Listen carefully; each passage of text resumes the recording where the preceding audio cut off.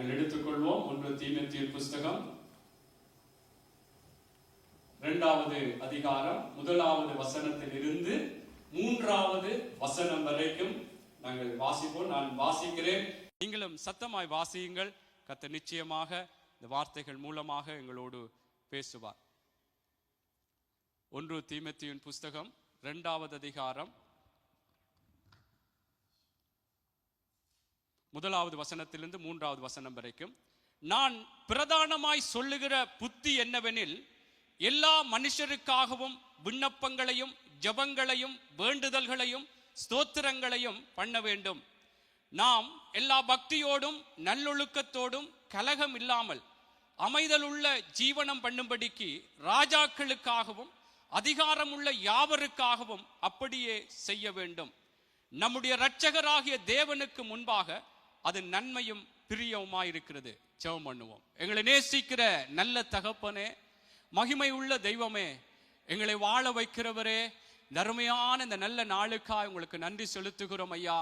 சபையினுடைய 24வது வருட ஐயா நிறைவின் ஆண்டவரே, இந்த ஆண்டு விழாவின் ஆண்டவரே, இந்த தொடக்க நாளிலே அப்பா உங்களுடைய பிள்ளைகளாய் உங்களுக்கு நன்றி சொல்லி உங்களை ஆராதித்தோம் ஆண்டவரே. சில ஆலோசனைகள் உங்களுக்குள்ளாக நாங்கள் ஆண்டவரே இப்படியாய் நடக்க வேண்டும் என்று சொல்லுகிற சில விடயங்களை நாங்கள் அறிந்து கொண்டோம். இப்பொழுதும் ஆண்டவரே உம்முடைய வார்த்தைகள் ஆண்டவரே இன்றைய நாளுக்குரிய ஆண்டவரே தியானம் ஆண்டவரே தியானிக்கும்படியா இருக்கிறோம். கர்த்தர் இந்த நாளும் எங்களோடு பேசுங்கப்பா ஆண்டவரே. அதிகமாய் ஜெபங்களை ஏறெடுக்க இருக்கிற எங்களுக்கு இந்த நாளிலும் ஆண்டவரே இந்த தியானம் எங்களுக்குள்ளே ஒரு ஜெப ஆவி, ஒரு ஜெப சிந்தை ஆண்டவரே பெருகத்தக்கதாய் ஆண்டவர் எங்களுக்கு உதவி செய்யும்படியாய் ஜெபிக்கிறேன் அப்பா.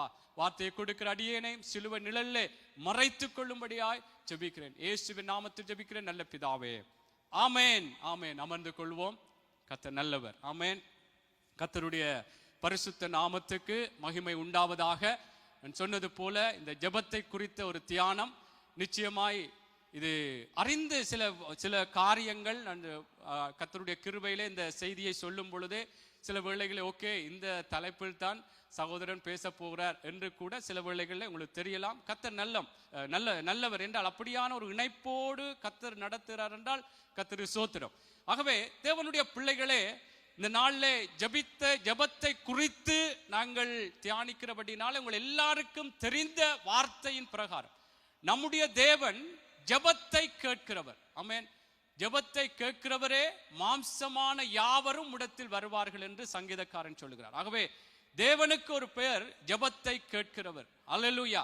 அது மாத்திரமல்லாமல் எரேமியால கூட நாங்கள் பார்க்கிறோம், என்னை நோக்கி கூப்பிடு, அப்பொழுது நான் உனக்கு உத்தரவு கொடுத்து நீ அறியாததும் எட்டாததுமான பெரிய காரியங்களை உனக்கு அறிவிப்பேன் என்று சொல்லுகிற மறு உத்தரவு அருளி செய்வேன். அறியாததும் எட்டாததுமான பெரிய காரியங்களை உனக்கு அறிவிப்பேன் என்று சொல்லுகிற எங்கள் தெய்வத்திடத்திலே நானும் நீங்களும் ஜெபிக்க போகிறோம். ஆமேன். அதிகமாக ஜெபங்களை ஏறெடுக்க போகிறோம். தியானங்கள் செய்ய போகிறீர்கள், ஆராதனைகள் செய்ய போறீர்கள்.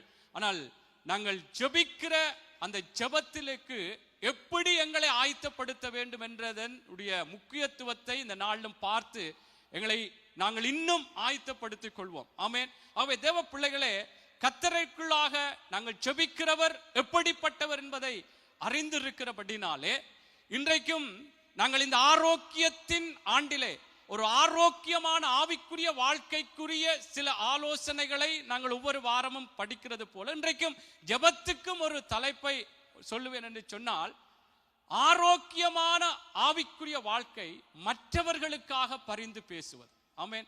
சரி, இன்றைக்கு 24 வருஷம் முடித்து ஏதோ ஒரு வித்தியாசமான செய்தி அல்லது எங்களை குறித்த ஒரு ஏதோ ஒரு காரியம் வரும் என்று எதிர்பார்த்திருக்கலாம். கர்த்தருக்குள்ளே தேவனுடைய பிள்ளைகளே, மற்றவர்களுக்காக பரிந்து பேசுவதே ஒரு ஆரோக்கியமான ஆவிக்குரிய வாழ்க்கை. ஆமென்.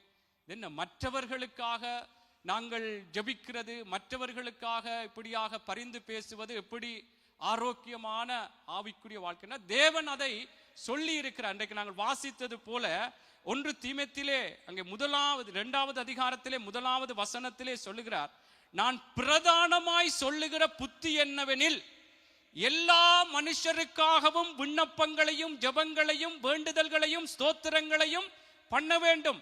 நாம் எல்லா பக்தியோடும் நல்லொழுக்கத்தோடும் கலகம் இல்லாமல் அமைதலுள்ள ஜீவனம் பண்ணும்படிக்கு ராஜாக்களுக்காகவும் அதிகாரமுள்ள யாவருக்காகவும் அப்படியே செய்ய வேண்டும்.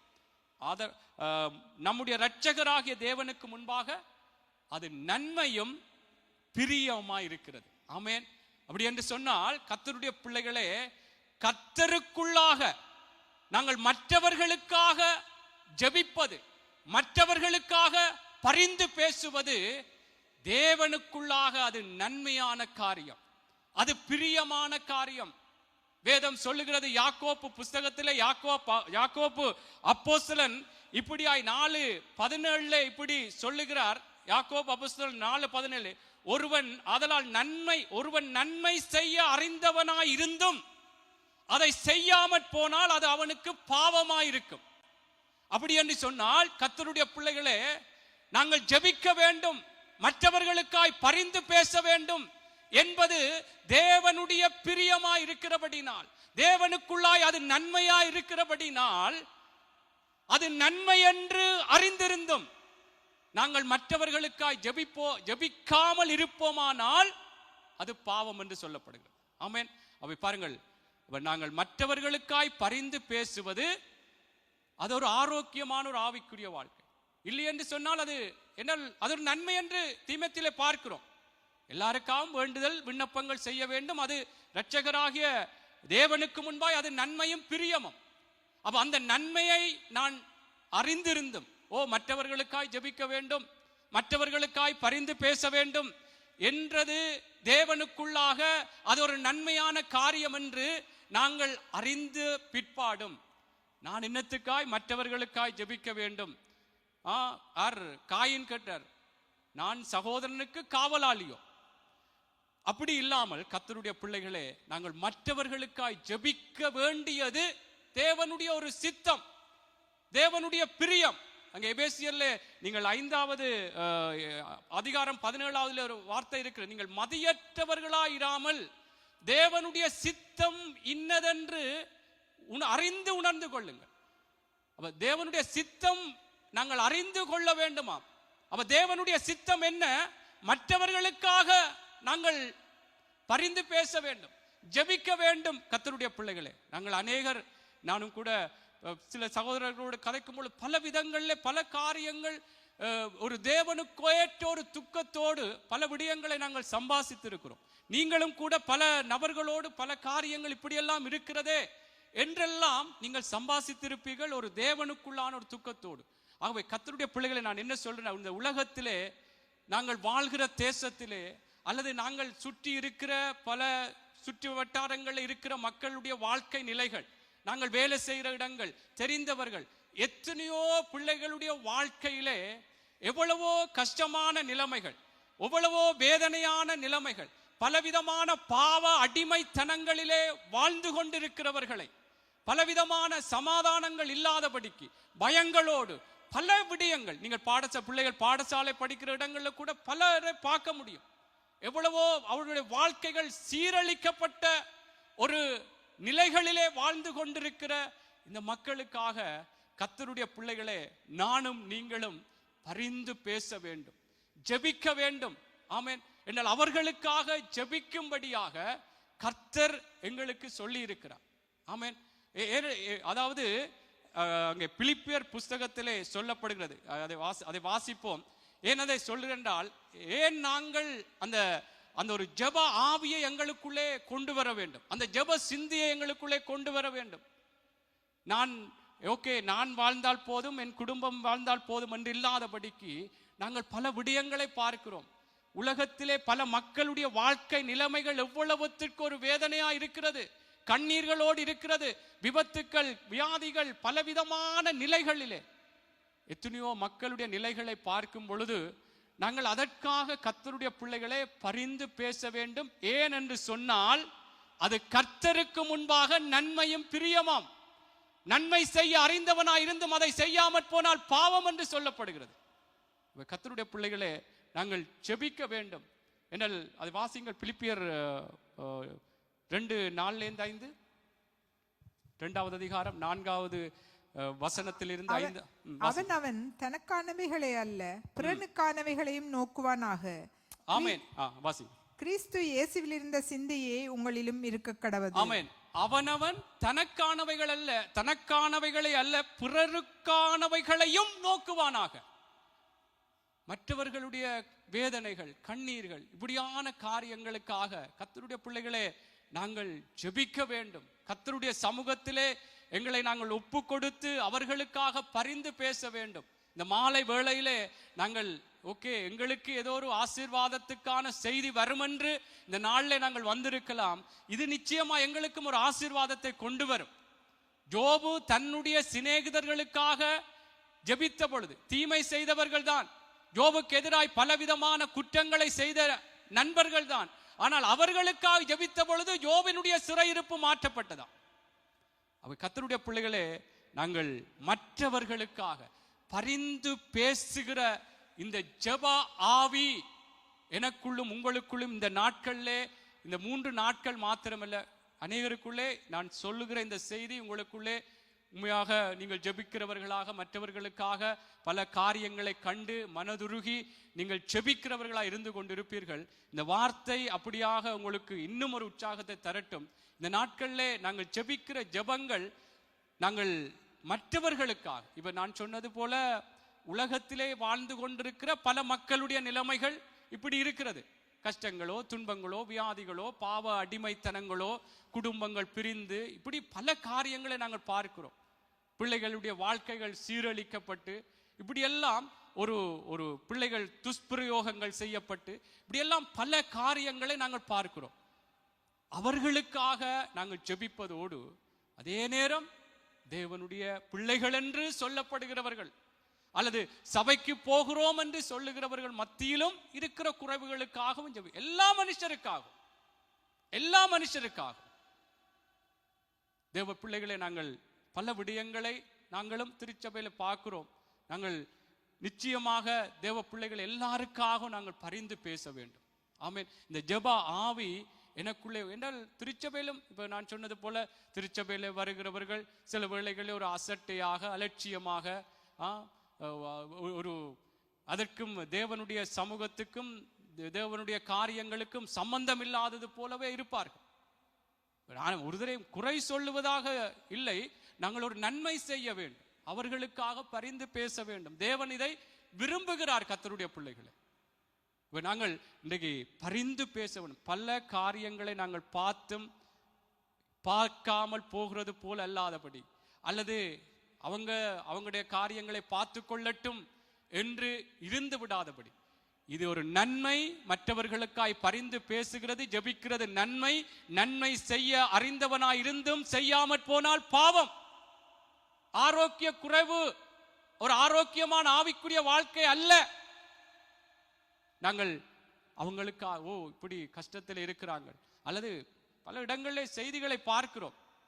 பல காரியங்கள் எவ்வளவுத்துக்கு ஒரு கஷ்டம், எங்களுடைய மனதை உடைக்கத்தக்கதாக பல காரியங்களை பார்க்கிறோம். சில வேளைகளை நாங்கள் அவங்கள் இப்படியான ஒரு இதில் இருக்கிறார், அல்லது இப்படி போகிறார்கள், அல்லது ஏதோ ஒரு காரியத்துக்கு பின்பாக போனபடித்தான் இப்படித்தான் என்றெல்லாம் சில நாங்கள் காரியங்களை கதைத்து விட்டு அப்படியே போகக்கூடாது. தேவனுடைய பிள்ளைகளே, நாங்கள் ஜெபிக்க வேண்டும்.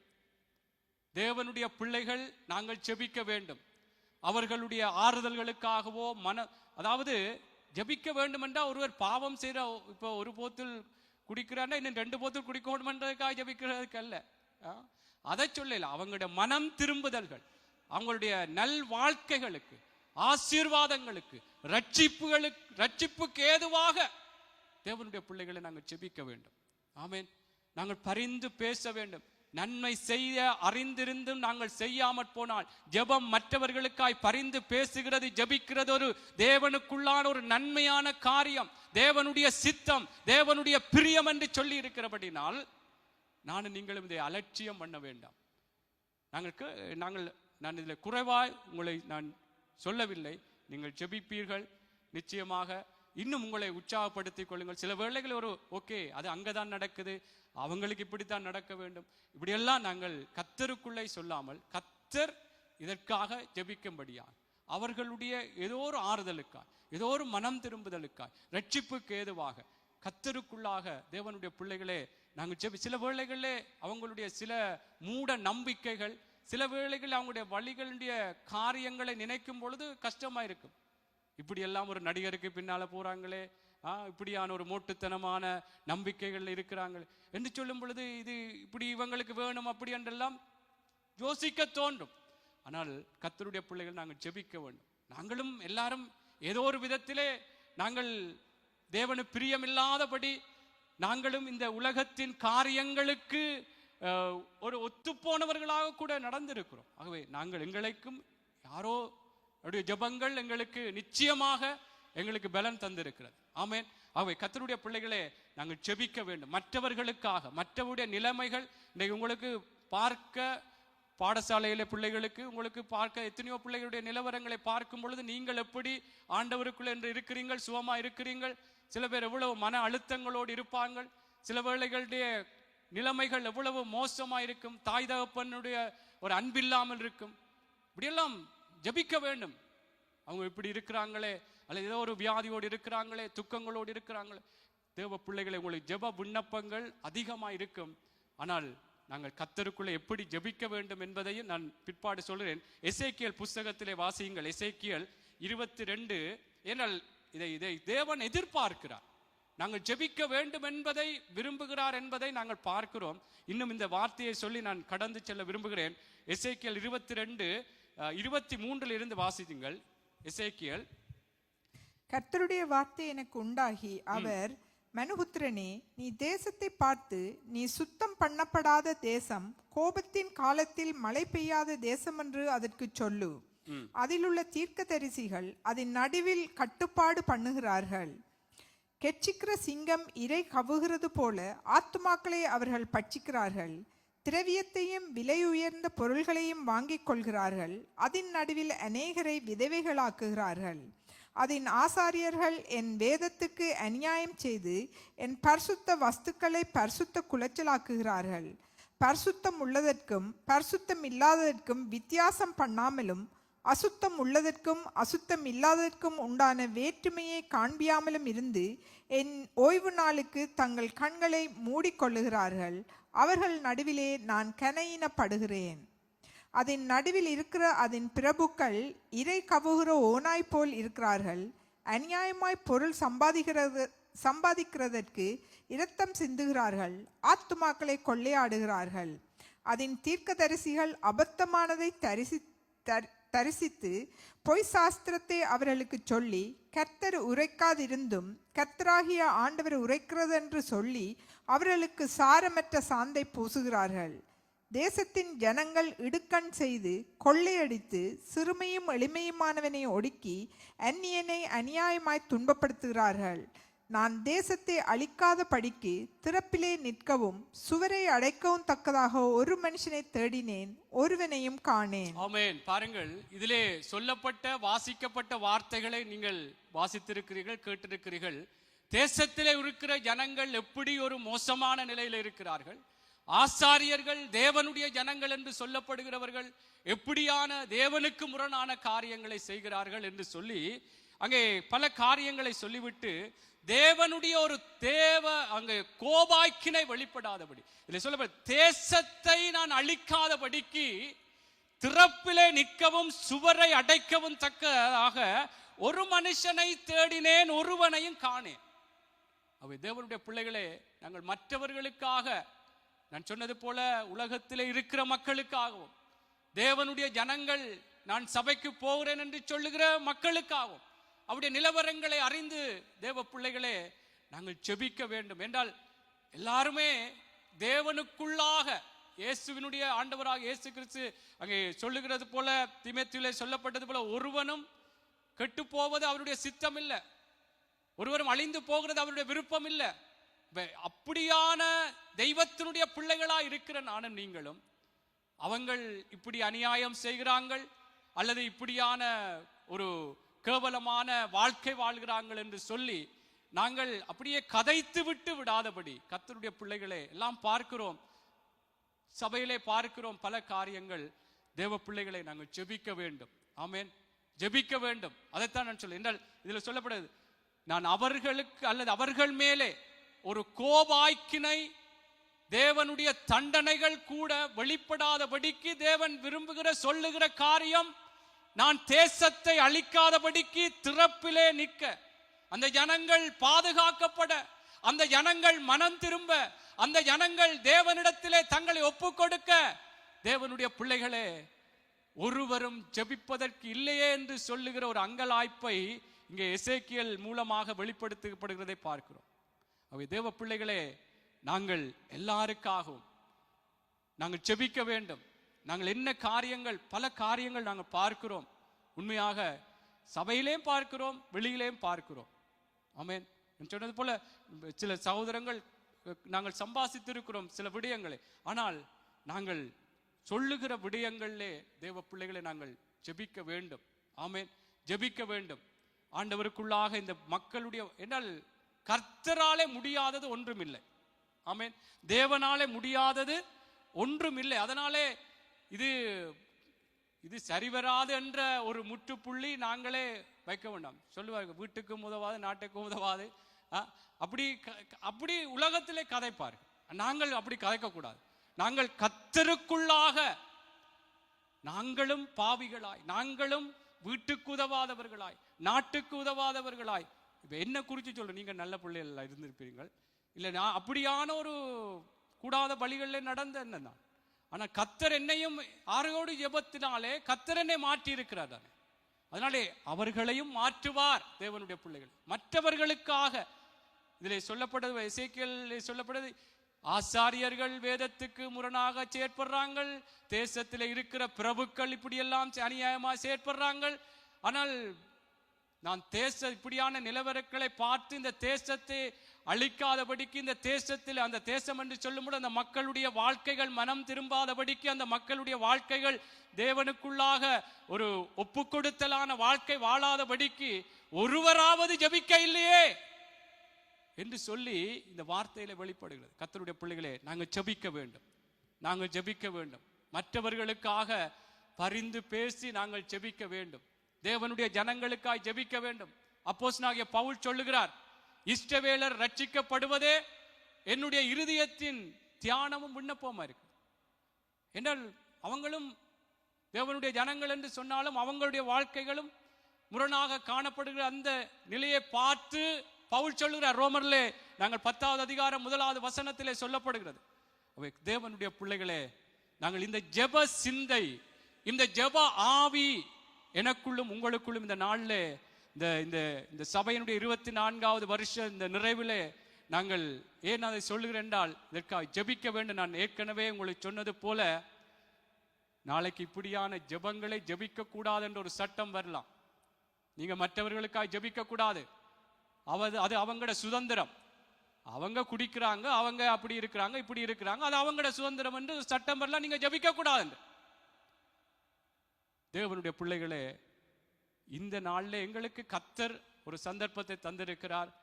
நாளைக்கு சட்டம் வந்தாலும் நாங்கள் ஜெபிக்க வேணும். ஏனால் மனுஷரால் வருகிற மகிமையை தேடக்கூடாது. தேவனால் வருகிற மகிமை, கர்த்தர் எல்லாரும் ரட்சிக்கப்பட வேண்டும், ஒருவரும் அழிந்து போகக்கூடாது, அவங்கள் மனம் திரும்ப வேணும் என்று சொல்லி நீங்க ஜெபிக்க கூடாது என்ற ஒரு சட்டம் வந்தாலும், அடக்குமுறைகள் வந்தாலும், பயமுறுத்தல்கள் வந்தாலும், பாடசாலையில கூட சில வேளைகளில் இப்படியெல்லாம் நீங்க செய்யக்கூடாது என்று வந்தாலும், தேவனுடைய பிள்ளைகளே, நான் என்ன சொல்லுகிறேன் என்றால், மற்றவர்களுக்காய் பரிந்து என்றால் தேவன் இதை எதிர்பார்க்கிறார்.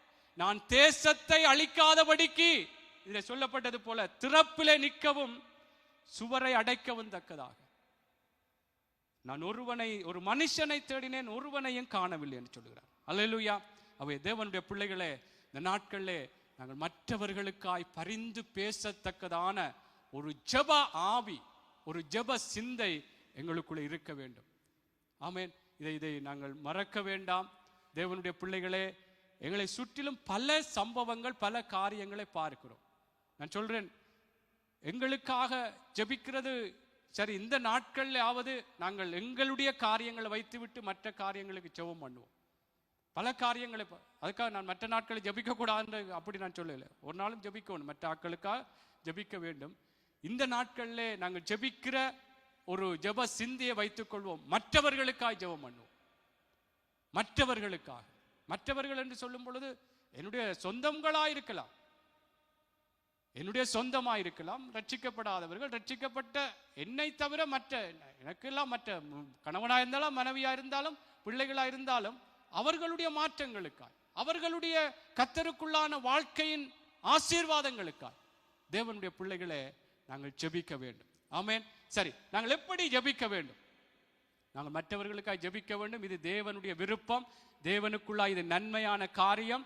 இது நன்மை செய்ய அறிந்திருந்தும் செய்யாமற் போனால் பாவம் என்று பார்த்திருக்கிறோம். எசேக்கியேலை நாங்கள் இப்பொழுது பார்த்தது போல, நான் ஒருவனை தேடினேன், தேசத்தை அழிக்காதபடி சுவரை அடைக்கத்தக்கதாகவும் அங்கே திறப்பிலே நிற்கும் ஒருவனை காணேன். அப்ப எதிர்பார்க்கிறார், ஜெபிக்க வேண்டும். தேசத்திலே ஆசாரியர்கள் வேதத்துக்கு முரணாக செயற்படுகிறார்கள்.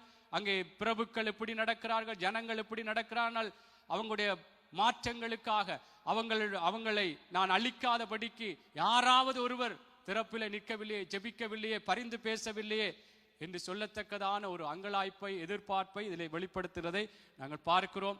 அவனவன் தனக்கானவைகள் அல்ல புறனுக்கானவைகளையும் நோக்குவானாக. புறனுக்கு உரிய இந்த தேவனுக்குள்ளான வழிநடத்தல்கள், தேவனுக்குள்ளான ஒரு நல்ல நிலைமைகள் மாற வேண்டும் என்ற அந்த சிந்தை, இதான் இயேசு கிறிஸ்துவுக்குள்ளே இருந்த சிந்தை என்று நாங்கள் வாசித்தோம் அடுத்த பகுதியில். அவை தேவ பிள்ளைகளை நாங்கள் மற்றவர்களுக்காக ஜெபிக்க வேண்டும். இதை இருதயத்திலே நாங்கள் பதித்துக் கொள்ள வேண்டும். எப்படி ஜெபிக்க வேண்டும் வாசிப்போம். மத்தேயுவின் புஸ்தகம் 22வது அதிகாரம், சீக்கிரமா வாசிப்போம். மத்தேயுவின் புஸ்தகம் 22வது அதிகாரம் 37 இருந்து 39வது வசனம் வரைக்கும் வாசிப்போம். இயேசு அவனை நோக்கி, உன் தேவனாகிய கர்த்தரிடத்தில் உன் முழு இருதயத்தோடும் உன் முழு ஆத்துமாவோடும் உன் முழு மனதோடும் அன்பு கூர்வாயாக. இது முதலாம் பிரதான கற்பனை. இதற்கு ஒப்பாயிருக்கிற இரண்டாம் கற்பனை என்னவென்றால், உன்னிடத்தில் நீ அன்பு கூறுவது போல் பிறனிடத்திலும் அன்பு கூர்வாயாக என்பதே. இவ்விரண்டு கற்பனைகளிலும் நியாயப்பிரமாணம் முழுமையும் தீர்க்க தரிசனங்களும் அடங்கி இருக்கிறது என்றார். ஆமென். பாருங்கள், இதிலே சொல்லப்பட்ட விடயத்திலே நான் எதை எப்படி ஜெபிக்க வேண்டும் என்பதற்கான முதலாவது காரியம், இதிலே இயேசுவை நோக்கி உன் தேவனாகிய கர்த்தரிடத்தில் உன் முழு இருதயத்தோடும் உன் முழு ஆத்துமாவோடும் உன் முழு மனதோடும் அன்பு கூர்வாய். இது முதலாம் பிரதான கற்பனை.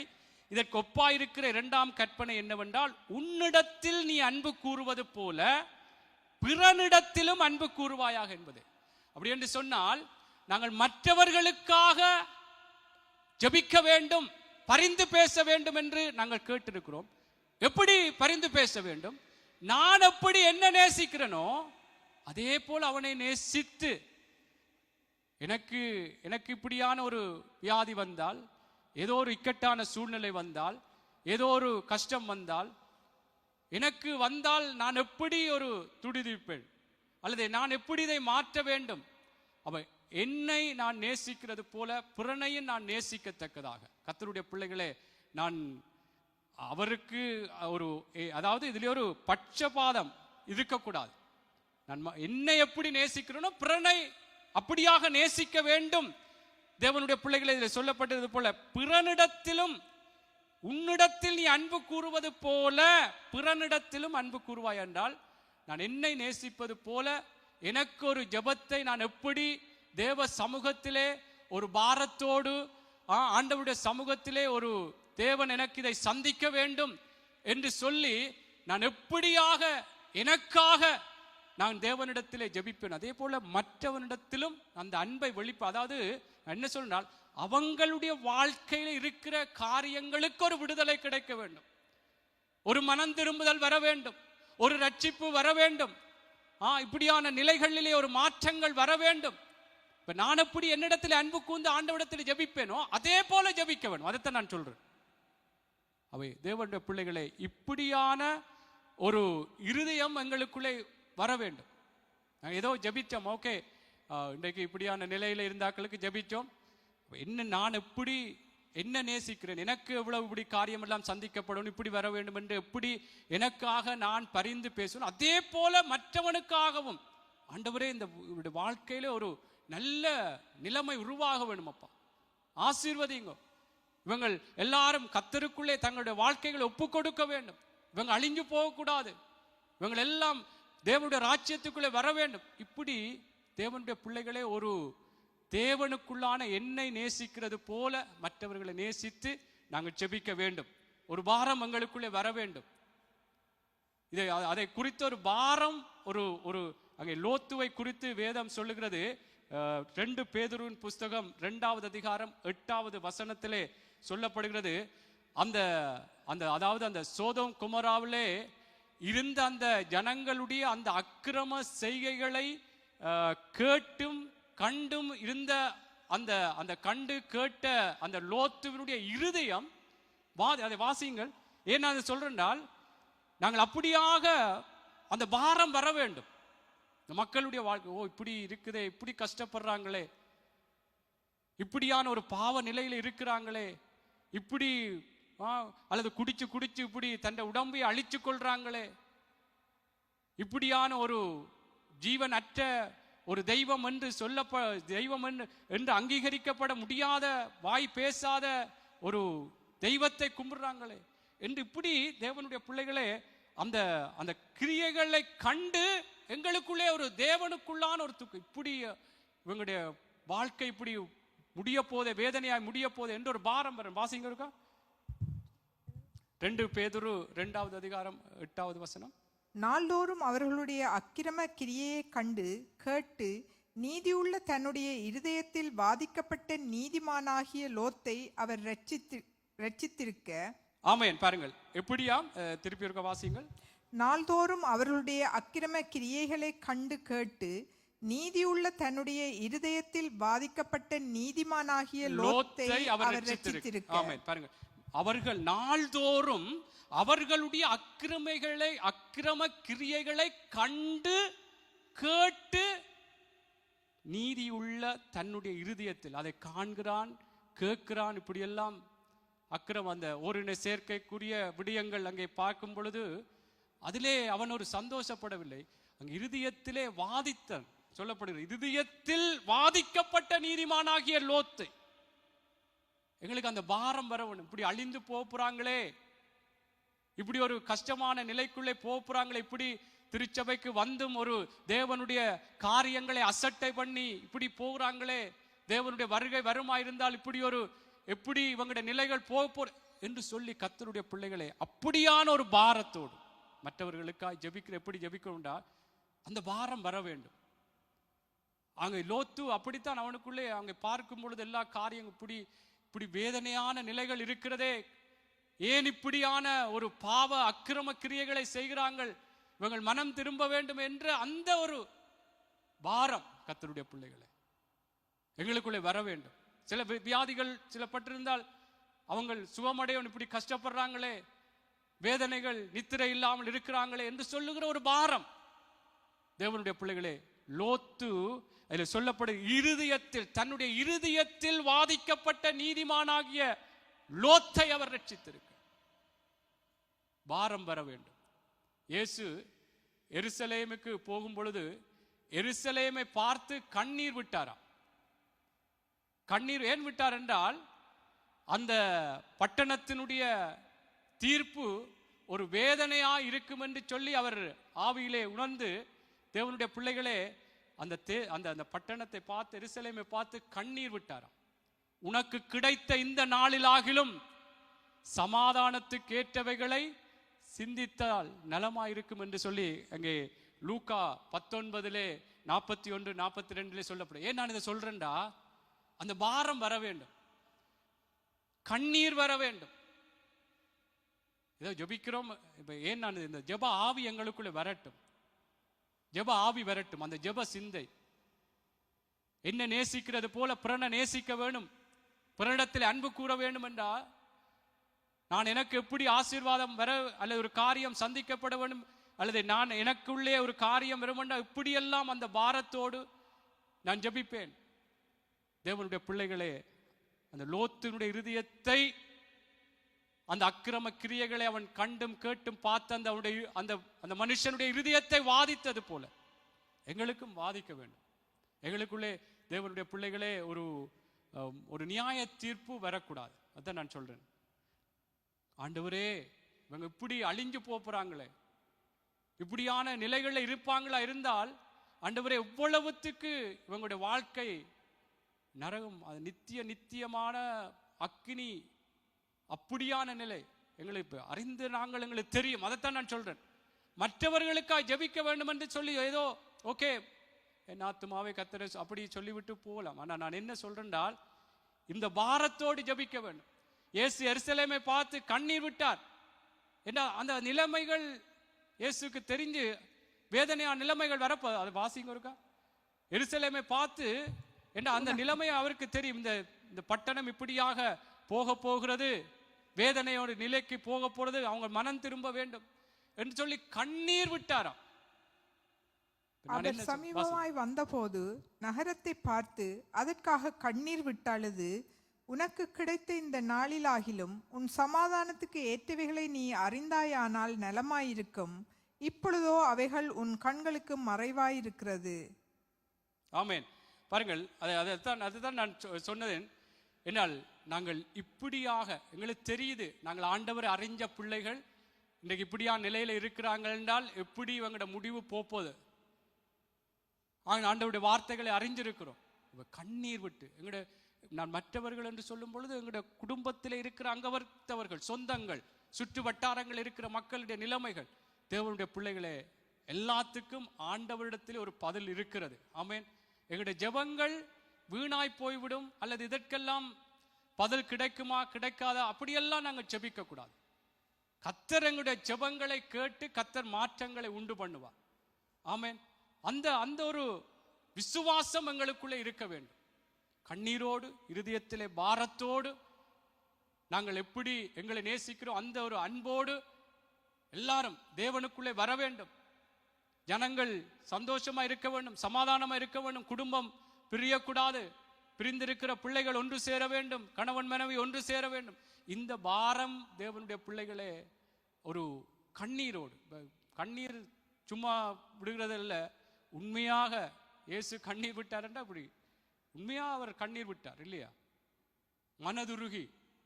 அப்படி கர்த்தருடைய பிள்ளைகளே, நானும் நீங்களும் மற்றவர்களுக்காக நாங்கள் பரிந்து பேசுகிற இந்த ஜெப சிந்தை இப்படியாக எங்களுக்குள்ளே வர வேண்டும். ஆமென். என்ன ஏன் நான் இதை சொல்றேன், சும்மா கண்ணீர் விட அதுக்கு ஏன்னா அவங்களுடைய நிலைமைகளுடைய முடிவு எங்களுக்கு எப்படி போக போறதுன்றதை கர்த்தருடைய வார்த்தையின் பிரகாரம் நிதானிக்கக்கூடியதா இருக்கு. ஆமென். அவை நானும் நீங்களும் ஒரு கண்ணீரோடு பாரத்தோடு நாங்கள் ஜெபிக்க வேண்டும். பாருங்கள், நெகேமியா குறித்து இதில் ஒரு உதாரணத்தை சொல்லி சீக்கிரமாய் நான் முடிக்க விரும்புகிறேன். நெகேமியா 1வது அதிகாரம் 1 to 5 வரைக்கும் வாசிப்போம். நெகேமியா 1வது அதிகாரம். சீக்கிரமா முடிக்க போறேன்னா இன்னொரு சில உதாரணங்கள் சொல்லுவேன். சீக்கிரம் 10 நிமிஷம் ஆகலாம். சரி, ஓகே, வாசிப்போம். நெகேமியா 1வது அதிகாரம் 1வது வசனத்திலிருந்து வாசிங்கள். நெகேமியா. அகலியாவின் குமாரனாகிய நெகேமியாவின் நடபடிகள்.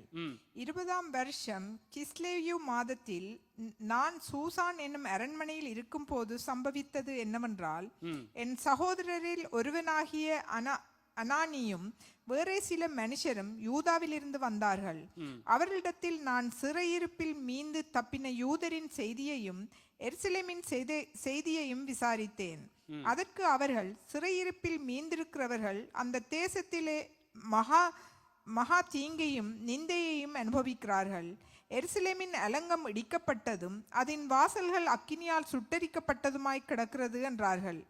இந்த வார்த்தைகளை கேட்டபோது நான் உட்கார்ந்து அழுது சில நாளாய் துக்கித்து உபவாசித்து மன்றாடி பரலோகத்தின் தேவனை நோக்கி, பரலோகத்தின் தேவனாகிய கர்த்தாவே, உம்மில் அன்பு கூர்ந்து உம்முடைய கற்பனைகளை கைக்கொள்ளுகிறவர்களுக்கு உடன்படிக்கையையும் கிருபையையும் காக்கிற மகத்துவமும் பயங்கரவுமான தேவனே. ஆமென். இதுக்கு பிற்பாடு பல காரியங்களை அவர் அறிக்கை செய்து ஜெபிக்கிறார். என்ன இதிலே சொல்லப்படுகிறதுக்குரிய காரியம் நான் இதை எடுத்து நின்றால், அங்கே எருசலேமின் அலங்கம் உடைக்கப்பட்டிருக்கிறதுக்கு சொல்லப்படுகிறது. அங்கே அதற்கு அவர்கள் சிறையிருப்பில் மீந்திருக்கிறவர்கள் அந்த தேசத்தில் மகா தீங்கையும் நிந்தியையும் அனுபவிக்கிறார்கள்.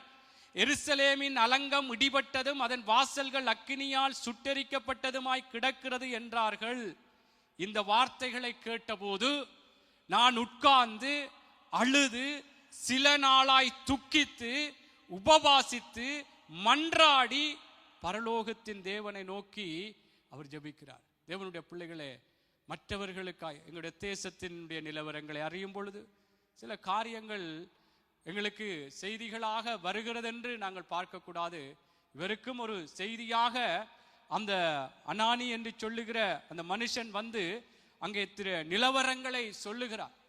நாங்களும் செய்திகள் இன்றைக்கு அந்த மனுஷன் வந்து இன்றைக்கு செய்திகளை, தேசத்தின் செய்திகளோ பல விடயங்களை அறியும் பொழுது தேவ ஜனங்கள் தேவனுடைய காரியங்களை குறித்து சொல்லப்பட்டாலும் நான் என்ன சொல்றேன், மற்றவர்களுக்காக அந்த பாரம். இந்த நெகேமியா பெரிய நல்ல நிலையில இருந்தான். நல்ல அவனுக்கு ஒரு கஷ்டம் இல்லாதபடி, அவனுக்கு ஒரு எந்த ஒரு பிரச்சனையும் இல்லாத ஒரு நிலையில இருந்தாலும் இந்த செய்தியை கேள்விப்பட்ட பொழுது உட்கார்ந்து அழுது சில நாளாய் துக்கித்து உபவாசித்து மன்றாடி பரலோகத்தின் தேவனை நோக்கி அங்கே தேவனிடத்திலே ஜெபிக்கிறான். தன்னை தாழ்த்தி ஜெபிக்கிறான்.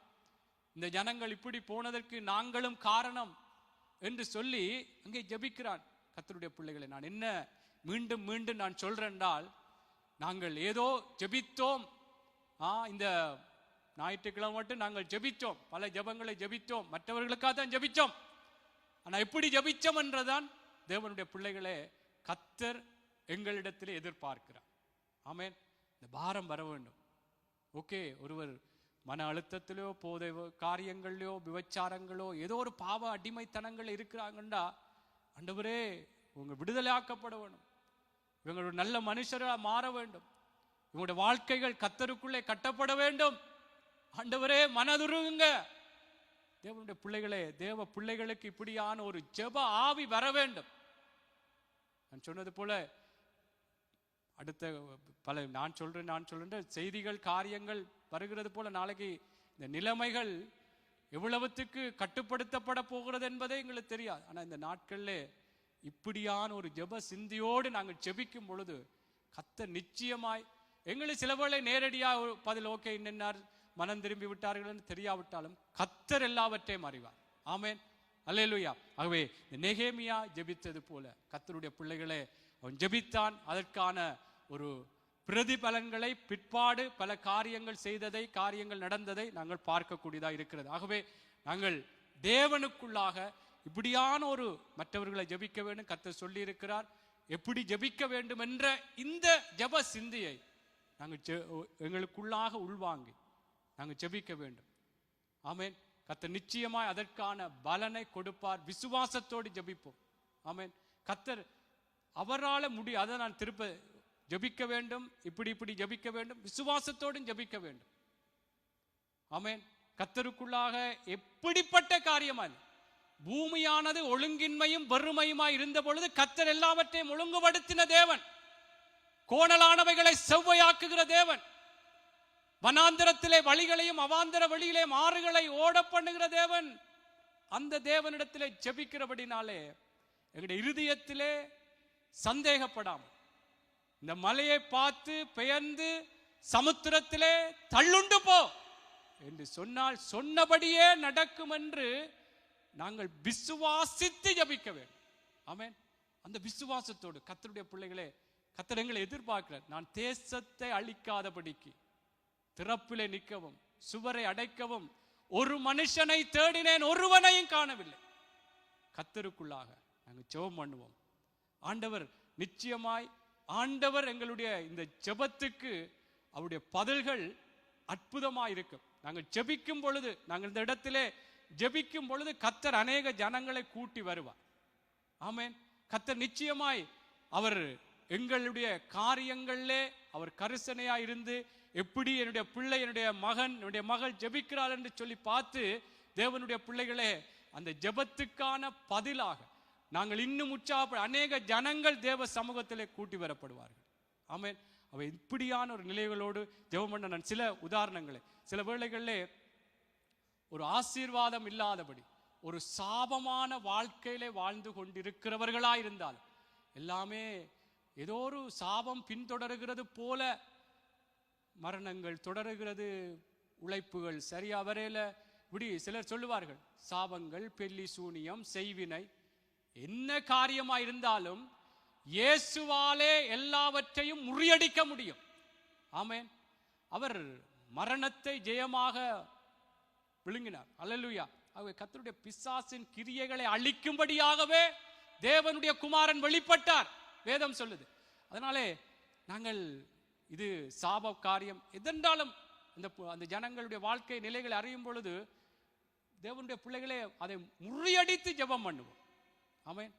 கர்த்தர் நிச்சயமாய் தேவனுடைய பிள்ளைகளே அது சிலருக்கு சில ஜெப விண்ணப்பங்கள் உங்களுக்கு சொல்லும் பொழுது வேலை காரியங்கள் சம்பந்தமாய் அல்லது குடும்பத்துக்கு இப்படியா எதிராய் காரியங்கள் நடந்து கொண்டிருக்கிறது, இப்படி எல்லாம் காரியங்கள் வந்து கொண்டிருக்கிறது என்று சொல்லலாம். ஆனால் நாங்கள் ஜெபிக்கும் பொழுது தேவனுடைய பிள்ளைகளை அங்கே பீலேயாமை குறித்து அங்கே சொல்லப்படுகிறது. கர்த்தர் அந்த பீலேயாமுக்கு பீலேயாம் இஸ்ரவேல் ஜனங்களை சபிக்கும்படியாக கூலி பொருந்தி வருகிறார். ஆனால் கர்த்தர் பீலேயாமுக்கு செவி கொடுக்காமல் இஸ்ரவேல் ஜனங்களுடைய அந்த சாபத்தை ஆசீர்வாதமாய் மாற்றினார். நான் ஏன் இதை சொல்றேன் என்று சொன்னால், நாங்கள் எங்களை அல்லது மற்றவர்களை சபிக்கிற காரியங்கள் சாபமான காரியங்கள் பின்தொடர்ந்தாலும் எங்களுடைய ஜெபத்தை கேட்டு கர்த்தர் அந்த சாபங்களையோ எதிரான காரியங்களை எல்லாம் அகற்றி, நான் என்ன சொல்றேன், விசுவாசத்தோடு இதெல்லாம் நடக்குமா, இதெல்லாம் பயங்கரம், அப்படி பிசாசு அந்த பிசாசு இந்த பிசாசு அந்த செய்வின இந்த சாத்திரம் அப்படி இப்படி என்றெல்லாம் சொன்னாலும் ஆண்டவருடைய நாமத்தினாலே எல்லாம் முறியடிக்கப்படும். ஆமென். தேவனுடைய பிள்ளைகளே, சாபங்கள் தொடர்கிறவர்களா இருந்தாலும் தொடருகிறது என்று சொல்லப்பட்டு கொண்டிருந்தாலும் அவர்களுக்காய் ஜெபிங்கள். ஆமென். கர்த்தர் எல்லாரும் வாழ வேண்டும் என்ற பிசாசு அவன் கொல்லவும் அழிக்கவும் என்று வேறொன்றுக்கும் வரானாம். அவனுடைய வேலை அதுதான். அவனுடைய காரியங்கள் முறியடிக்கப்படத்தக்கதாய் தேவனுடைய பிள்ளைகள் நாங்கள் ஜெபிக்க வேண்டும். ஆமென். சரி, நாங்கள் சில காரியங்கள் நான் சீக்கிரமாக முடிக்கிறேன்னு சொன்னால் நாங்கள் பார்ப்போம். சில உதாரணங்களை நான் உங்களுக்கு சொல்லி நான் முடித்துக்கொள்ள விரும்புகிறேன். வாசிப்போம். மாற்கு புஸ்தகம் ஒரு 2 உதாரணத்தை சொல்லி நான் முடிக்கிறேன். உங்களுக்கு தெரியும். சரி, நான் மாற்கு 2வது அதிகாரம் 1வது வசனத்திலிருந்து 5வது வசனம் எடுத்துக்கொள்ளுங்கள். உங்களுக்கு தெரியும், அந்த 4 பேர் திமிர்வாதக்காரனை எப்படியாக இயேசு ஒரு வீட்டிலே கப்பர்நகூம் என்று சொல்லுகிற இடத்திலே இருக்கிறார் என்று சொல்லி அங்கே அந்த திமிர்வாதக்காரனை 4 பேர் சுமந்து கொண்டு போகிறார்கள். ஜனக்கூட்டம் அதிகமாயிருக்கிறது. ஆனாலும் அவர்கள் அந்த இயேசு இருக்கிற வீட்டின் மேற்கூரையை பிரித்து இயேசுவினுடைய அந்த சமூகத்திலே வைத்தார்கள் என்று சொல்லப்படுகிறது. அவர்களுடைய அந்த விசுவாசத்தை கண்டு அந்த திமிர்வாதக்காரனை ஆண்டவர் இயேசு சுகமாக்கினார் என்று இந்த வேத பகுதியில் நீங்கள் படியுங்கள். மாற்கு 2, இப்ப படிக்க வேண்டாம், வீட்டை போய் படியுங்கள். சரி, 2வது அதிகாரம் 1வது வசனத்தை நான் என்ன சொல்றேன், அன்று இயேசு கப்பர்நகூமிலே ஒரு வீட்டிலே இருக்கிறார் என்று அறிந்து அந்த திமிர்வாதக்காரன், அந்த வியாதிக்காரன், அவனுக்கு சுகம் கிடைக்க வேண்டும் என்று சொல்லி 4 பேர் சேர்ந்து ஒரு முயற்சி செய்து அங்கே கொண்டு போய் அங்கே இறக்கினார்கள், சுகம் கொடுத்து. இன்றைக்கும் கர்த்தருடைய பிள்ளைகளே, நானும் நீங்களும் மற்றவர்களுடைய காரியங்களுக்காக நாங்கள் ஏசப்பாவுடைய நாமத்தினாலே, ஏசப்பாண்ட நாமத்தினாலே விசுவாசம், அவங்க இதுல சொல்லப்படுகிறது, அந்த 4 பேருடைய விசுவாசத்தை கண்டு அந்த திமிர்வாதக்காரனை சுஸ்தமாக்கினார். இன்றைக்கு இயேசு அன்றைக்கு இருந்த பொழுது அவங்க கொண்டு போனாங்க. இன்றைக்கு ஆண்டவருடைய நாமத்தினாலே கர்த்தருடைய சமூகத்திலே இந்த ஜெப விண்ணப்பங்களை நாங்கள் வைக்கும் பொழுது விசுவாசத்தோடு கர்த்தர் இந்த காரியத்திலே தெரிந்த ஜெப விண்ணப்பங்களாக இருக்கலாம், உங்களுக்கு குடும்ப அங்கத்தவர்களோ அல்லது சுற்று வட்டாரங்கள் இருக்கிற காரியங்களோ தேசத்தில் நடக்கிற காரியங்களோ நாங்கள் கர்த்தருடைய சமூகத்தில் வைப்போம். ஆமென். கர்த்தருடைய சமூகத்தில் விசுவாசத்தோடு இவங்க கொண்ட இயேசுவினுடைய பாதத்தில் வைத்தார்கள். அதுதான் எங்கட வேலை. விசுவாசத்தில் அவங்க சொல்லப்படுது, அவங்களுடைய விசுவாசத்தை கண்டு இயேசு சுத்தமாக்கினார். ஆமென். அவை எங்களுடைய விசுவாசத்தோடு கூடிய இந்த ஜெபம் மற்றவர்களுக்காக நிச்சயமாய் பலன் கொடுக்கும். ஆமென். சரி, இதே போல அப்போஸ்தலர் புஸ்தகம் 3வது அதிகாரம் 2வது வசனத்திலிருந்து 8வது வசனம் வரைக்கும் உங்களுக்கு தெரியும். ஜெப நேரமாகிய அந்த ஜெப நேரத்திலே எப்படியாக பேதுருவும் யோவானும் அங்கே கடந்து வந்த பொழுது ஒரு வயிற்றிலே இருந்து பிறந்த ஒரு சப்பானியான ஒரு மனுஷனை அந்த தேவாலயத்தின் முன்பாக, அலங்கார வாசலுக்கு முன்பாக அவர்கள் அங்கே அவனுக்கு இயலாது பிச்சை கேட்கும்படியாக அதில் இருந்தான் என்று சொல்லப்படும். உங்களுக்கு தெரியும். எடுத்து இதை குறித்து வைத்து வீட்டை வாசிங்க. அப்போஸ்தலர் 3:2 8 வசனம் வரை. இவங்கள் வரும் பொழுது, யோவானும் பேதுருவும் கடந்து வரும் பொழுது, தேவனுடைய பிள்ளைகளே, அங்கே அவன் பிச்சை கேட்டுக் கொண்டிருந்தான். இந்த ஜெப நேரத்திலே ஜெபிக்கும்படியாக எத்தனையோ மணித்து அதில் சொல்லப்படுகிறது. வரும்படியா வந்த பொழுது அவங்க என்ன செய்கிறாங்கண்டா, அவங்கள்ட்ட பிச்சை கேட்டும் பொழுது, எங்களிடத்திலே பொன்னும் இல்லை வெள்ளியும் இல்லை, இயேசுவினுடைய நாமமே இருக்கிறது சொல்லி இயேசுவினுடைய நாமத்தினாலே எழுந்து நட என்று சொன்னான். அவன் எழுந்து நடந்தான். நான் என்ன சொல்றேன்டா, நாங்கள் சில விடயங்களை பார்த்துவிட்டு அல்லது சில அனுபவங்கள் அல்லது உலகத்திலே படித்த விடயங்கள், இது இந்த காரியத்துக்கு இப்படித்தான், இவர் இப்படித்தான் இருப்பார். தேவனுடைய பிள்ளைகளே, அவன் சப்பானி, வயிற்றிலிருந்து பிறந்ததிலிருந்து சப்பானி என்றான் சொல்லப்படுகிறது. பிறவி. ஆகவே பாருங்கள், இயேசுவினுடைய நாமத்தினாலே எழுந்து நட. எங்களிடத்திலே பொன்னும் இல்லை வெள்ளியும் இல்லை, இயேசுவினுடைய நாமம். ஆமென். தேவ பிள்ளைகளே, மற்றவர்களுக்காய் இன்றைக்கு நீங்கள் இந்த நாட்கள்லேருந்து ஜெபிக்கும் பொழுது, மற்றவர்களுக்காய் இப்படியான ஒரு ஜெப சிந்தையோடு நான் சொன்ன காரியங்களை உள்ளடக்கி நாங்கள் ஒரு விசுவாசத்தோடு ஜெபிக்கும் பொழுது ஆண்டவர் அற்புதம் செய்வார். ஆண்டவரால முடியாத காரியம் ஒன்று வேண்டாம். கர்த்தர் இதை எதிர்பார்க்கிறார்.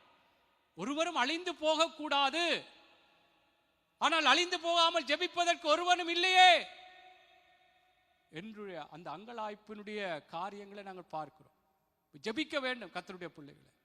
நாங்கள் எங்களுக்கு யார் யாரெல்லாம் இன்றைக்கு தெரியும் அவர்களை வைத்து ரட்சிப்புக்காகவோ அவங்களுடைய வாழ்க்கையின் மாற்றங்கள் முன்னேற்றங்கள் விடயங்களுக்காக ஜெபம் பண்ணுவோம். மற்றவர்களுக்காக எங்களுடைய காரியங்களை வைத்துக் கொள்வோம். நாங்கள் மற்றவங்களுக்காய் இந்த நாட்களை ஜெபிக்கும்படியாக ஒப்பு கொடுப்போம், ஒதுக்குவோம். ஆமென். அல்லேலூயா. பாருங்கள், மோசேயினுடைய ஜெபம், இது உங்களுக்கு தெரியும். அதை ஒருக்க வாசித்து நாங்கள் முடித்துக் கொள்வோம். யாத்ரா புஸ்தகம். நான் இதே இந்த உதாரணங்களை சொல்றேன்டால், மற்றவங்களுக்காக எப்படி அவங்க ஜெபித்தாங்கள், எப்படியான ஒரு பதில்களை நாங்கள் பெற்றிருக்கிறோம், பெற்றுக்கொள்ளலாம். அவங்களுடைய சூழ்நிலைகள், இதில் ஜெபித்த 2 பேருடைய காரியமும் எப்படி, திமிர்வாதக்காரன் சப்பானி. ஆகவே தேவ பிள்ளைகளே, இங்கே மோசேயினுடைய காரியங்களை பாருங்கள். மோசே யாத்ரா 32 பாருங்கள். யாத்ரா 32:7 14 வரைக்கும். அப்பொழுது கர்த்தர் மோசேயை நோக்கி, நீ இறங்கி போ,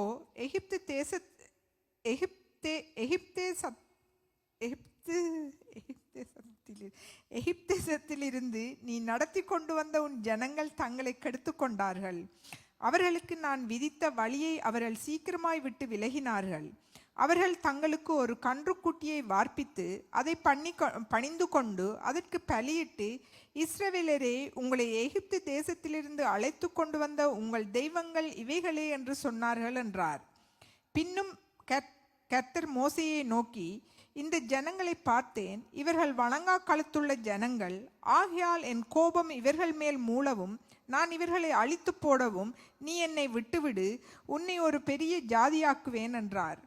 மோசே தன் தேவனாகிய கர்த்தரை நோக்கி, கர்த்தாவே, தேவரீர் மகா பலத்தினாலும் வல்லமையுள்ள கையினாலும் எகிப்து தேசத்திலிருந்து புறப்பட பண்ணின உம்முடைய ஜனங்களுக்கு விரோதமாக உம்முடைய கோபம் பற்றி எறிவதென்ன?